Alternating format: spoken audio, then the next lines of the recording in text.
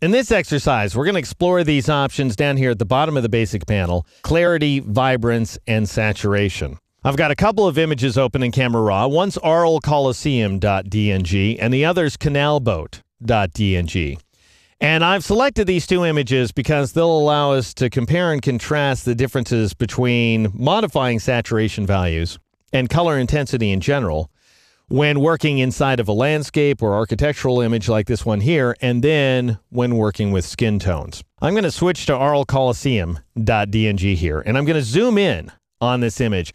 And this is one of those pretty ratty images, frankly. The kinds that you find inside the bridge after a day's shoot or what have you.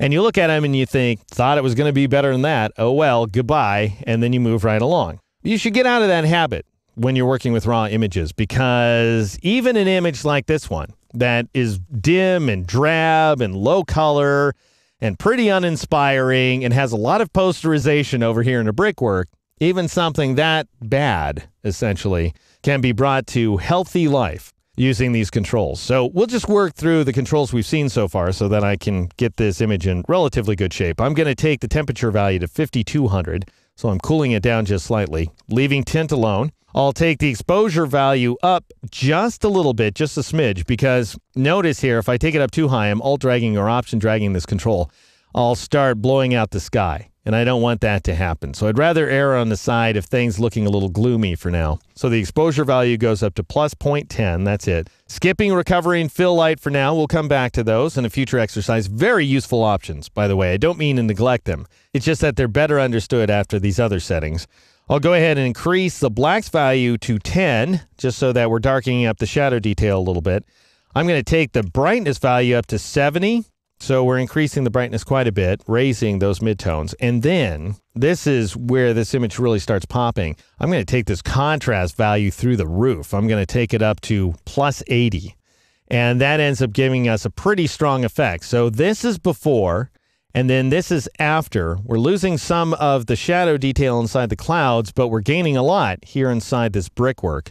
All right, now I'm going to try out some of these other options here: clarity, vibrance, and saturation. Now, vibrance and saturation, those are right out of the vibrance adjustment layer that we saw way back in the fundamentals portion of the series. You may recall that vibrance offers a vibrance slider and a saturation slider. They work exactly like this, which is to say, if you increase the saturation value, you're going to increase the intensity of the colors across the board. And if you reduce that saturation value all the way to negative 100, you're going to completely lose the colors, and you'll just have luminance information left. So all the colors turn to shades of gray, essentially. Whereas with vibrance, let's go ahead and reset saturation to 0. With vibrance, you are emphasizing the colors that need emphasis the most. So the lower saturation colors are getting the most attention as you increase that vibrance value. If you reduce the vibrance value all the way, you're still going to have some color left inside the image. Now, it's not as obvious in this image as it will be in the next one. But what I'm going to do is crank this vibrance value. Because this image needs so much help, I'm going to crank it up to plus 100. And I want you to notice something where this image is concerned. This is less of an effect or an aesthetic choice as a necessary modification. Check out what the image looks like at a vibrance of 0. See how much posterization we have in these details? And by posterization, I mean we have very sharp transitions from shadows to midtones to highlights inside of this brickwork, to the extent that the photograph looks a little bit fragile. And if I go ahead and raise the vibrance value, I want you to keep an eye on these colors here inside of the brickwork. Notice as I raise the vibrance values, I end up smoothing over some of those color transitions, and as a result, the image starts to look a lot more healthy. So not only does the intensity of the color expand, but the transitions smooth out as well. All right, I'm also going to take up the saturation value a little bit. I'm going to take it to 25 where this image is concerned. So you typically work this way. That is to say, you're going to take the vibrance value higher than you're going to take the saturation value. Not necessarily this high, but for example, it's very common to take the vibrance value as high as 30 or 50, let's say, and the saturation someplace between 5 and 15. Anyway, this image needs more work, which is why we're giving it higher values. And then finally, I'm going to go and zoom out here.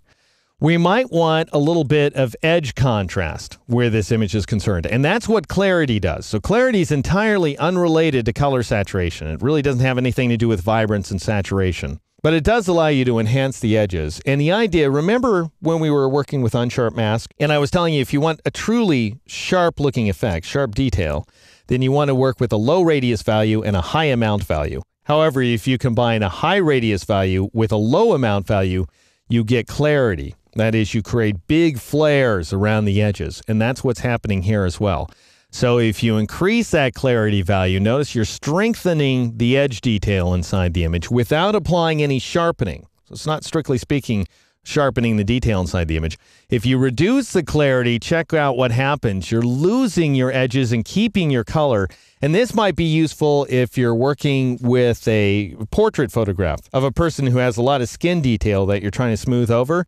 Then you could create a kind of smoothing effect by reducing the clarity value. Anyway, in our case, we want exactly the opposite. We want crags all over the place inside of this architecture. So I'm going to increase that clarity value as high as it goes to plus 100. And now let's see what we've been able to pull off here. This is the before version of the image. Seemingly hopeless. It's just so grim and boring, frankly. And then when I turn on preview, a ton of life inside of this image that just needed to be drawn out using these basic controls. All right, let's compare this to working with a portrait photograph like this one here. I'd call this more of a snapshot, but it does have a human being inside of it. And I'll start things off once again by applying some basic modifications. I'm actually really happy with the temperature of this image. I'm going to take the tint value just down ever so slightly, just to get rid of a little tiny bit of pink. So I took it down to -5. Then I'll take the exposure value up to +1, like so, which seems too high so far. And in fact, if I alt drag or option drag that exposure triangle, I will see a little bit of clipping going on. But we're going to compensate with the other controls. So tab down to blacks, take that down to 2. These are just the settings I came up with through trial and error. I'm going to reduce the brightness value to 10. And then I will take the contrast value up to 40. All right, and that's starting to bring out some noise inner coat. That's something we'll explore. We'll explore how to remove noise inside of Camera Raw in a future exercise. But for now, we're just going to ignore that. We're going to drop down here to clarity, vibrance, and saturation. We don't need any clarity where this image is concerned. I'd hate to add all kinds of edge thickening and gooiness to this image because it wouldn't really suit a portrait photograph. But nor does my friend require a lack of clarity, in my opinion. I think that just makes her look bizarre. So I'm going to leave that setting at 0.